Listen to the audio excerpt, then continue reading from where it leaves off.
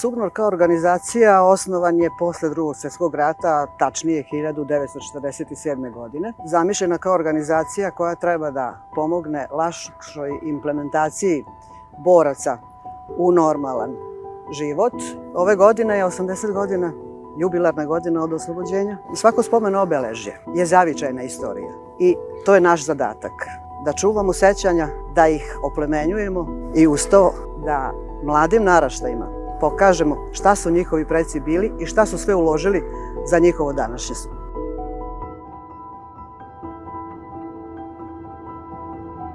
Ovo je za nas mnogo veliko priznanje koji nam govori koliko smo uspeli da očuvamo jedan deo naše istorije, koliko i dalje uspevamo da ovo društvo pokrivamo podacima, pokrivamo istorijskim mestima, koliko uspevamo u tome da i mlade generacije animiramo i daje nam vetar u leđa, da tako nastavimo i dalje. Da ne bi i ove generacije ostale hendikepirane za neke priče u vezi njihovih predaka, uključila sam se u SUBNOR da znaju ko su im bili preci. Mom kolegi i direktoru da čestitam na ovoj velikoj nagradi. Oktobarska nagrada je nešto najveće što naša opština daje. Za jedan veliki trud, veliki rad. Ovaj kolektiv vodi pa kao umetnik kad slika neku sliku. Uradio je puno ne samo za školu, nego i za celu sredinu. Kako treba jedan direktor da radi na čelu jedne ovako velike ustanove. Tu je jedna pozitivna promena, ja mislim, koja se mogla desiti za ovih 4-5 godina u poslednjem periodu.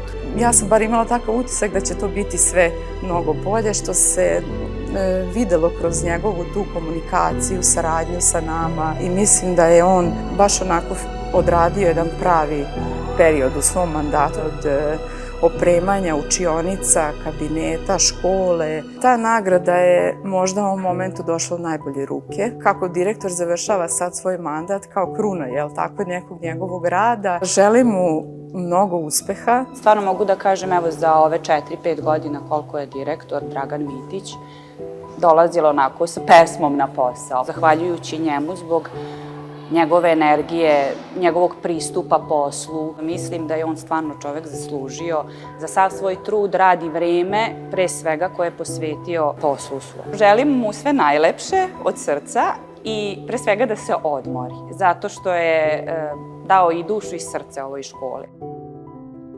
Bio je super, zabavan, smiješan. Isto na super kampu i isto kao Jelena bio je jako dobar. Svaki dan smo se išli u neke šetnje noćne i bio je duhovit, šalio se s nama, pričao je. Isto na super kampu smo se družili i bio je mnogo dobar, pažljiv, brižan. Na super kampu smo se upoznali. Zabavan, smiješan, dobar. Pazio nas i razmijavao nas je i ja mislim da se nekako baš spustio na naš nivo. Matematika. Od razrede? Da. Direktor je zanimljiv, duhovit, delo strogo, ali očito nije. Ja sam ga upoznao ovako, prvi put sam ga vidio u 5. razredu ovdje na hodniku, ovako sam se širo upoznao s njim na školskoj ekskurziji. Bio je duhovit jako i baš je, objasnim, baš se spustio na naš nivo i baš je nas pazio, kao da smo njegovi. Došao sam u Beočin 17. januara 2011. godine. Meni se ova škola veoma dopala, kolektiv, učenici, ovaj grad i ovaj kraj. Često sam imao pitanje postavljeno kako postižem to što postižem.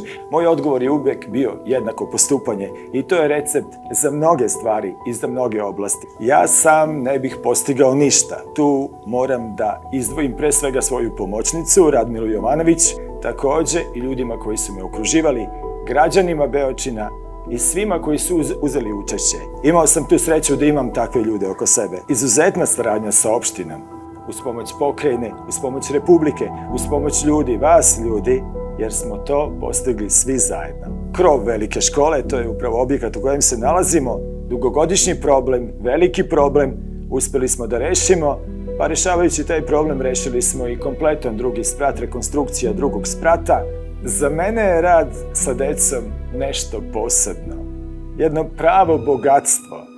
Svaki uloženi trud, svaki minut se vrati. Moja poruka narednim generacijama učenika: radite, svaki rad se isplati, budite uporni, upornost se isplati i budite pozitivni u životu. Ovo je zaista nešto što ojačava i mene i moje ljude i nadam se i druge ljude.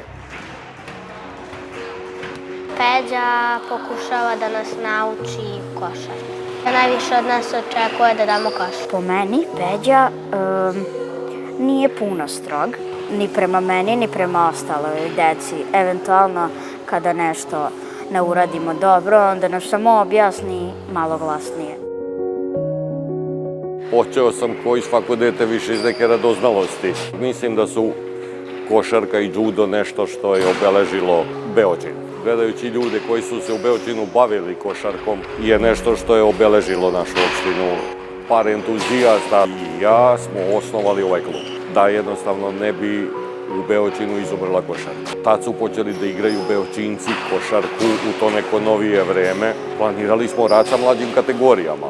Mislim da smo trenutno jedan od možda i najmasovniji klub u Beočinu. Nikad nisam smatrao da ovaj posao treba da bude pokriven nekim nagradama, trofejima i ne znam ja čime. Jednostavno volim da radim s decom, tu vidiš šta radiš. Ali na kraju dobiješ uspeh. Osjetiš neku satisfakciju za nešto što radiš i da to nešto vredi. Naravno da to prija. Za sve moraš da uložiš trud. I da bi pobedio na utakmici moraš da se potrudiš. Niko nije došao tamo da izgubi. Poruka možda za sve, moramo od njih da pravimo ljude. Ja sam počela trenirati sa 13 godina. Nekako je mene privuklo to neko društvo što sam imala i onda su me naveli da dođem vamo da treniram. Sad mogu da kažem i da sam srećna što sam tu svoju ljubav prenela na moje ćerke, obe, i mlađu i stariju. Peđa joj je sad trener i mlađa i Peđa trener, one ga obožavaju. Jedna divna osoba sa puno strpljenja, jer za ovaj posao mora biti puno strpljenja. Mogu samo da mu čestitam i da mu kažem bravo.